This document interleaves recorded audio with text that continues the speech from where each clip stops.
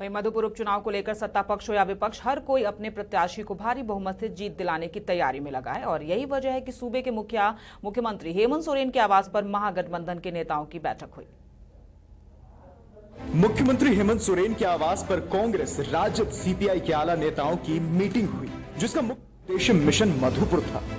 सभी नेताओं का यही कहना था कि दुमका बेरमो के बाद जीत की हैट्रिक लगाने के लिए महागठबंधन तैयार है और रिकॉर्ड मतों से मधुपुर उपचुनाव जीतने का दावा भी करते दिखे। कांग्रेस पार्टी हम लोग इस भाव से चलते हैं, कर्म पर अधिकार है हमारा, फल पर नहीं, फल जनता देगी।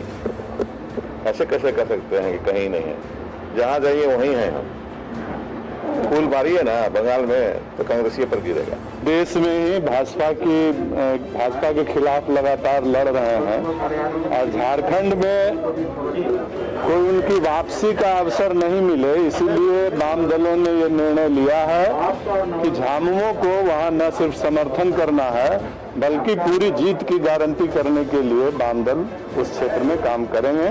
इसी बात का आश्वासन आज यह बैठक में हम लोगों ने दिया है।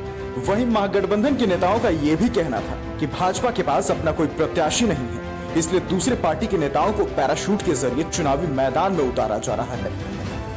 खुद पता नहीं कि यहाँ विपक्ष के कोई नेता भी नहीं है और मधुपुर में उनको प्रत्याशी भी नहीं मिला, पैराशूट उतारना पड़ा।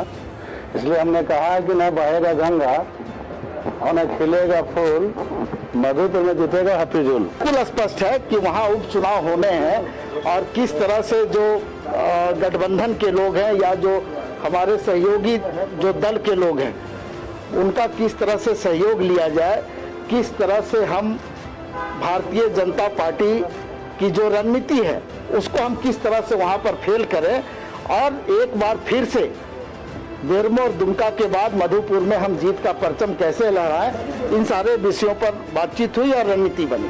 बहरहाल मधुपुर उपचुनाव एनडीए और यूपीए के लिए प्रतिष्ठा की लड़ाई है। अब देखना दिलचस्प होगा कि इस चुनाव में जनता वोट का चोट देकर किसे विजयी बनाती है और किसे बाहर का रास्ता दिखाती है।